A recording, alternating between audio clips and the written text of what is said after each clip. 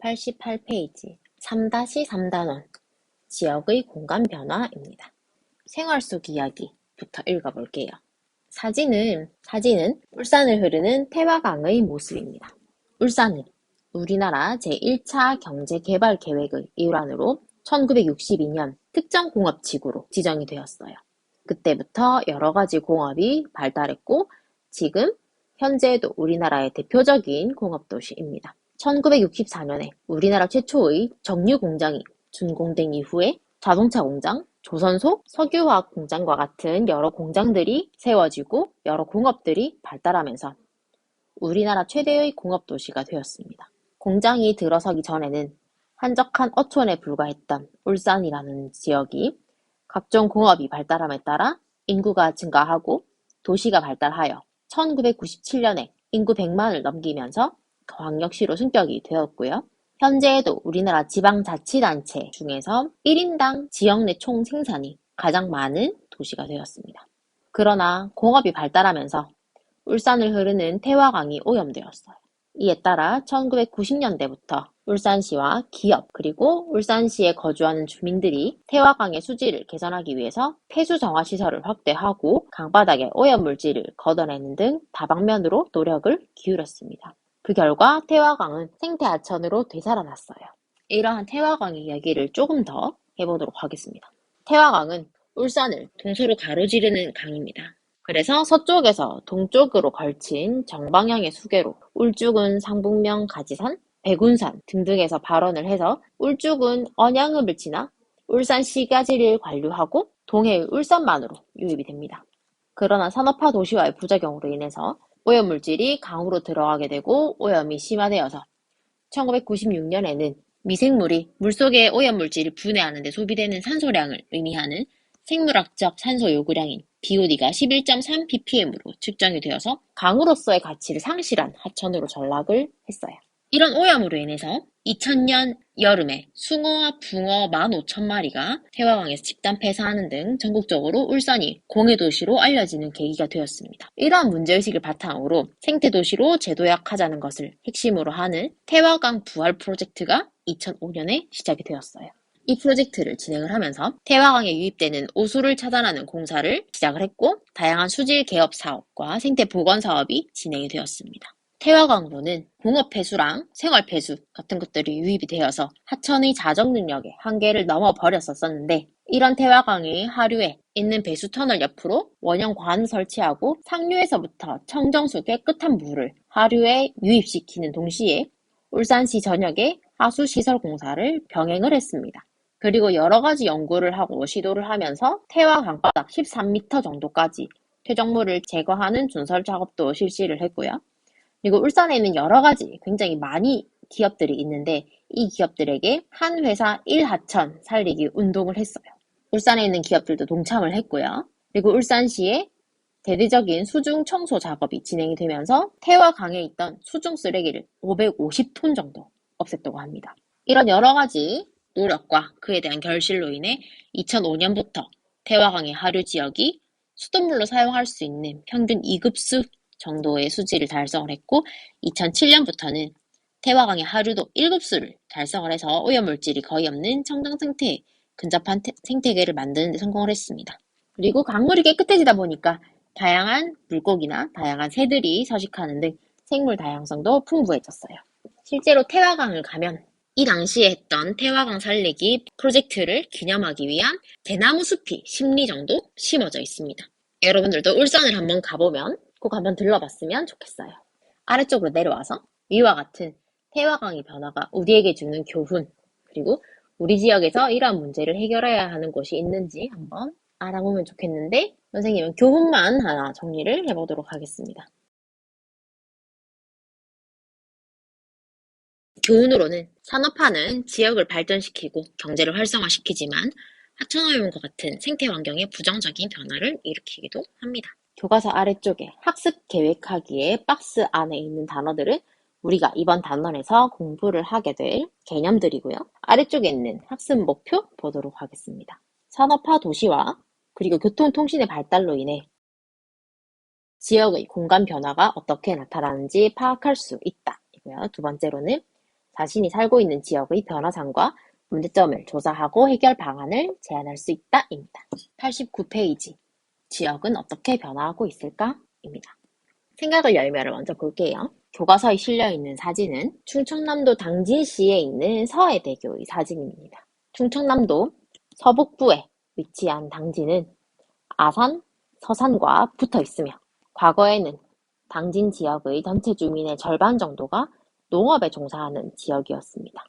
그런데 서해안 고속국도가 개통되고 평택 당진항이 건설이 되면서 교통이 발달했어요. 그러면서 이 지역에 각종 철강 관련 기업들이 모여들기 시작했습니다.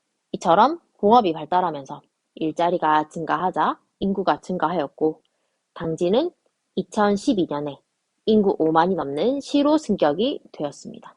2016년을 기준으로 했을 때 당진시의 인구는 17만 명이 넘습니다. 당진의 예시처럼 우리가 살고 있는 지역은 산업화, 도시화, 그리고 교통과 통신의 발달 등에 따라서 변화를 합니다. 이러한 지역의 공간 변화는 토지 이용, 산업, 인구, 생태 환경 등 여러 가지의 변화를 중심으로 살펴볼 수가 있습니다. 그리고 공간 변화로 인해서 지역 주민들의 직업도 바뀌고 인간관계도 바뀌고 가치관 같은 것들도 바뀌게 될 거예요. 산업이 발달하고 교통통신이 발달함에 따라 어떤 지역은 성장하기도 하고 다른 지역은 쇠퇴하기도 합니다. 그리고 교통과 통신이 발달하면서 다른 지역 간의 교류는 확대가 되고 도시화가 되면서 도시적 생활 양식이 확대가 됩니다. 그러다 보면 각각의 지역이 가진 고유의 특성이 약화되기도 합니다.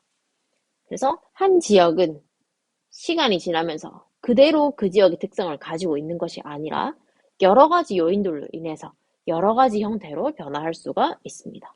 여기에서 나오는 각 지역이 가진 고유한 특성을 우리가 지역성이라고 하는데 지역 간의 교류가 활발해지고 주류 문화가 전파가 되게 되면 각 지역의 지역성은 약화되게 됩니다.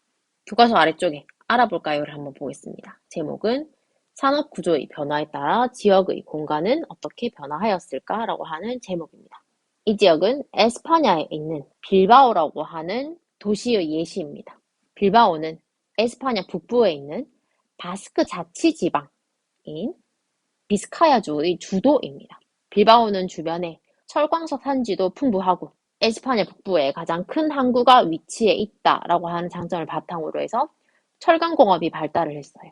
그리고 큰 항구가 있다 보니 주요 운송 창구의 역할도 했고 선박 제조의 중심지로 각광을 받았습니다. 그래서 20세기 초반까지만 해도 에스파냐에서 가장 부유한 도시들 중 하나였어요. 1980년대 이후에 에스파냐의 제철공업이 쇠퇴하면서 이 지역에 있는 강을 둘러싼 항구나 공장들이 재기능을 하지 못했고 또 동시에 바스크 분리주의자의 테러 활동까지 겹쳐서 도시의 흉물이 되었습니다. 그래서 많은 사람들이 도시를 떠났었고요. 이런 빌바오시와 주민들은 이 지역을 변화시키기 위해서 여러 가지 노력을 했어요. 1990년대 초에 이 지역에 있던 항구와 산업시설들을 강의 하구 쪽으로 이전시키고 하천 주변에 생태공원을 만들고 문화시설을 만들고 산책로를 만들고 자전거 도로를 조성했습니다. 특히 거대한 범선 모양의 구겐하임 미술관을 만들었는데 이 미술관은 나중에 빌바오의 랜드마크가 될 정도로 굉장히 유명해졌어요. 또 세계 각지의 관광객들이 이 구겐하임 미술관을 방문하기 위해서 빌바오를 찾아오기도 하고요. 그래서 이 빌바오라고 하는 도시는 20세기 초반에 철강 산업을 중심으로 하는 2차 산업 중심의 도시에서 쇠퇴를 했다가 지금은 3차 산업 중심으로 산업 구조가 변화한 대표적인 성공 사례 지역이 되었습니다. 구겐하임 미술관처럼 도시를 대표할 수 있는 도시의 랜드마크 건축물이 도시 경쟁력을 높이는 영향이나 현상을 나타내는 표현으로 빌바오 효과라는 단어도 생겨났습니다. 90페이지입니다. 이 공간 변화로 어떤 문제점이 나타났을까 하는 제목의 지역의 공간 변화를 알아보기 위한 지역조사랑 관련한 내용들을 수업을 하도록 하겠습니다. 우선 생각을 열며부터 보겠습니다. 생각을 열며 있는 사진은 평택의 모습입니다. 평택은 경기도에 있는 지역이에요. 평택이라는 지명의 명칭은 평지가 많고 연못이 많다는 뜻입니다. 평택이란 지명에서 볼 수 있는 것처럼 평택은 평야가 발달해 있고 전통적으로 농업이 이루어진 곳이었어요. 하지만 현재에는 산업화 도시화로 인해서 1차 산업인 농사를 짓는 사람들의 비율은 별로 없고요. 2차, 3차 산업의 비율이 높게 나타나고 있는 지역입니다. 평택은 경기도의 대표적인 공업도시예요. 사례를 살펴보기 전에 먼저 지역의 공간 변화를 조사하는 것에 관한 내용을 먼저 보도록 하겠습니다. 우리가 어떤 지역의 특성을 이해하기 위해서는 지역에 대한 구체적인 조사가 필요해요. 이렇게 지역을 조사하는 것은 그 지역의 공간 변화랑 공간 변화로 인해서 나타난 문제점을 파악하고 그 문제점을 해결하는 데 도움을 주기도 합니다. 지역의 공간 변화를 알아보기 위해서는 우선적으로 조사 주제와 지역, 방법을 선정을 하고요. 그에 대한 정보를 수집합니다. 지역에 대한 정보는 그 지역의 지방자치단체나 지역신문, 인터넷 같은 것들을 통해서 여러 가지 문헌 자료, 책입니다. 통계자료, 지형도, 항공사진 같은 것들을 수집해서 미리 파악을 할 수 있고요. 그리고 현장에 나가서 야외조사, 현지조사를 실시를 합니다. 이때에는 지역 주민들과 면담을 할 수도 있고 설문조사, 관찰, 실측 등을 통해서 미리 파악한 정보를 확인하고 새로운 정보를 얻을 수가 있습니다. 이 과정에서 지역의 공간 변화와 그로 인한 문제점들을 확인을 할 수가 있어요. 이렇게 야외조사가 끝이 나서 정보 수집이 끝나면 자료를 정리해서 정보를 분석을 합니다. 이때에는 그래프나 통계 지도, 표 같은 것들로 표현을 해서 보고서를 작성을 할 수도 있어요. 보고서에는 조사 방법, 지역의 공간 변화, 문제점, 해결 방안 같은 것들을 간결하고 체계적으로 기술할 수가 있습니다. 오른쪽에는 선생님이 지리교육학이라고 하는 책에서 발췌를 해온 내용이에요. 지역 조사를 하는 과정을 나타낸 것이고요. 각 과정에 대한 이야기들은 삽입되어 있는 글자들을 읽으면 충분히 이해가 될 거라고 생각을 합니다. 그러면 교과서 아래쪽에 생각을 키우는 활동 1, 2가 있습니다. 이 생각을 키우는 활동은 모두 경기도 평택시에 관한 내용들이에요. 우리는 평택에 살고 있지는 않지만 여러 가지 자료들을 통해 평택이라는 지역의 공간이 어떻게 변화했는지를 한번 살펴보도록 하겠습니다. 먼저 자료 1번의 내용입니다. 그래프를 보면 평택시의 산업 구조와 평택 당진항의 총 화물량 처리 실적이 나와 있습니다. 산업 구조부터 보면 1961년과 2015년을 비교를 하고 있습니다.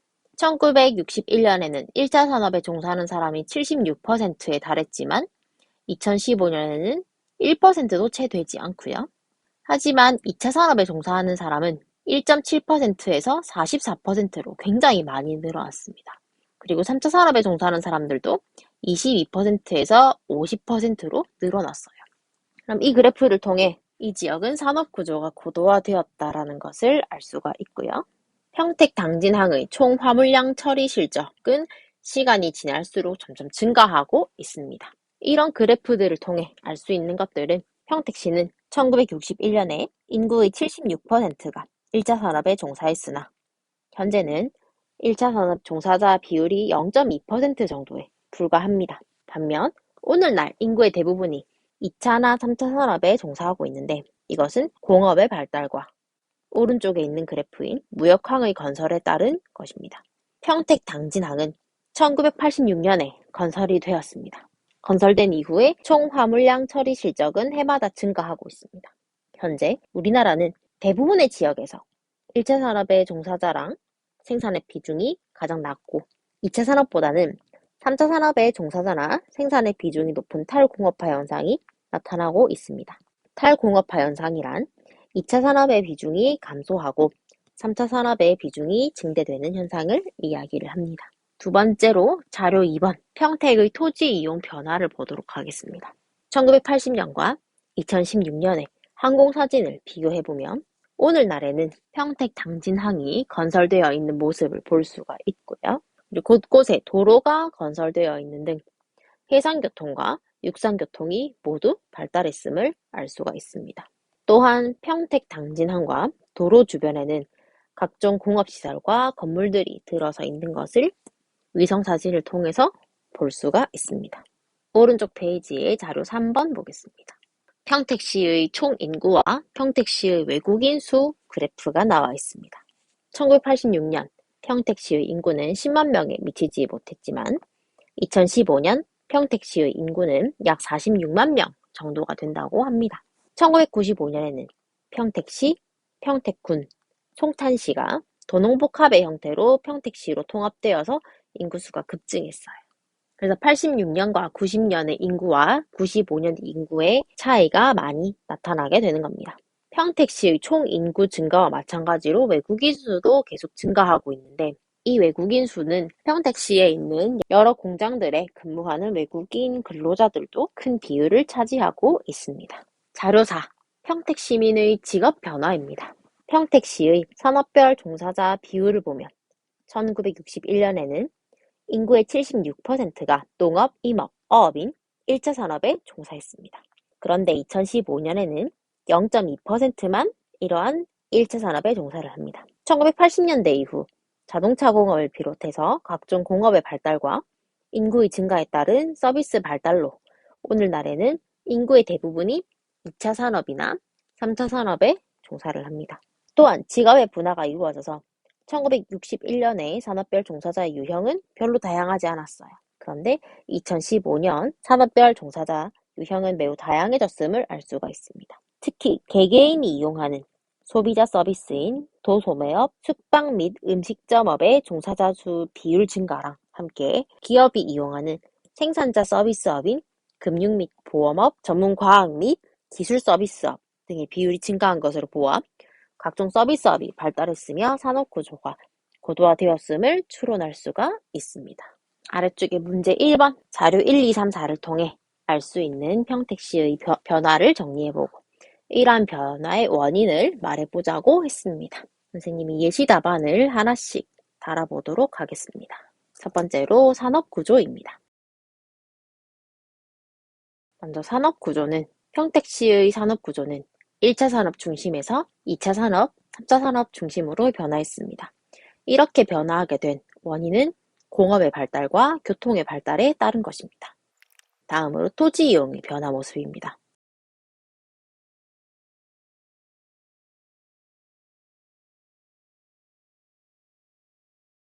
토지 이용의 변화는 1980년에는 자연 상태의 토지 이용이 대부분이었으나 오늘날에는 항만시설, 도로, 공장, 주택 등의 인위적인 토지 이용이 증가하였고 녹지 면적은 감소했습니다. 이렇게 된 원인으로는 산업화로 인해 공업이 발달하면서 산업단지, 물류단지가 증가했고 항만시설을 개발하고 도로를 확충하면서 교통로를 주변으로 각종 시가지 면적이 확대되었기 때문입니다. 다음으로 인구의 변화입니다.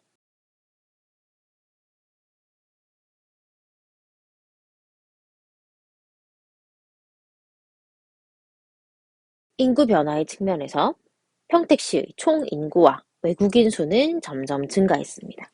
그 이유로는 평택시에 쌍용 자동차 공장이 있거든요. 이런 자동차 공업을 비롯한 각종 공업이 발달하면서 일자리가 증가하였기 때문이며 일자리를 찾는 외국인들의 유입도 활발해졌기 때문입니다. 또한 교통의 발달로 인해 다른 지역과의 접근성이 증대된 것도 인구 증가에 영향을 주었습니다. 다음으로 지역 주민의 직업 변화의 측면입니다.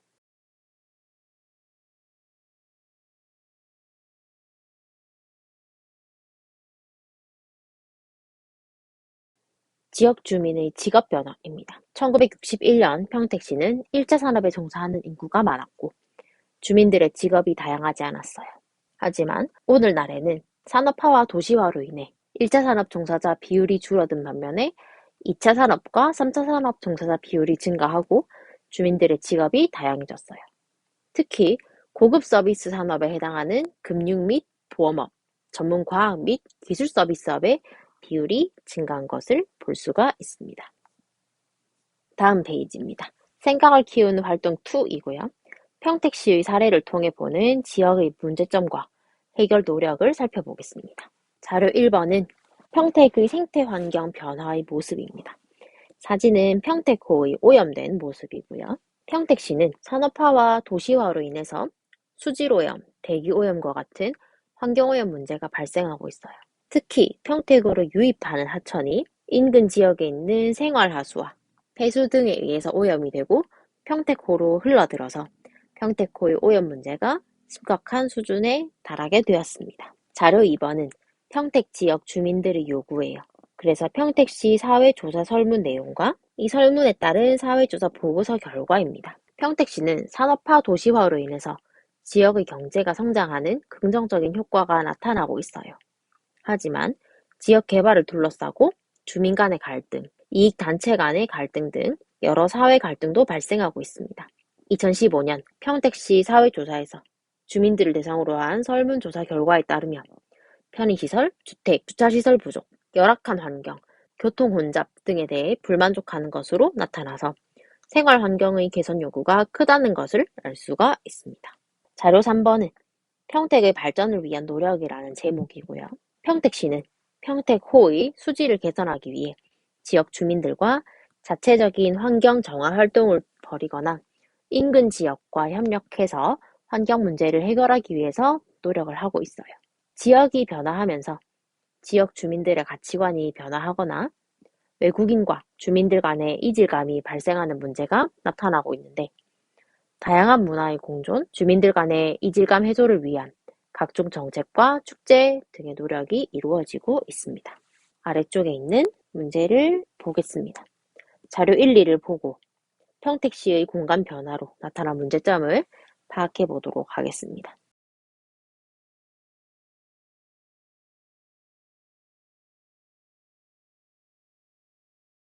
선생님은 이렇게 정리를 한번 해봤습니다.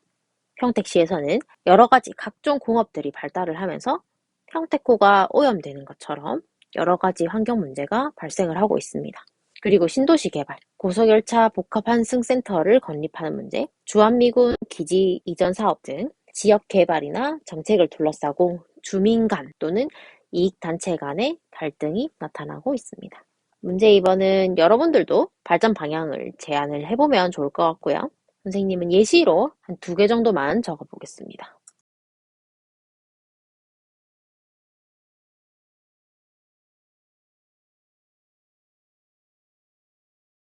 평택호의 오염을 방지하기 위해서 평택 지역과 붙어 있는 화성시, 용인시 등과 함께 수질오염 개선을 위한 협력 방안을 강구해야 한다.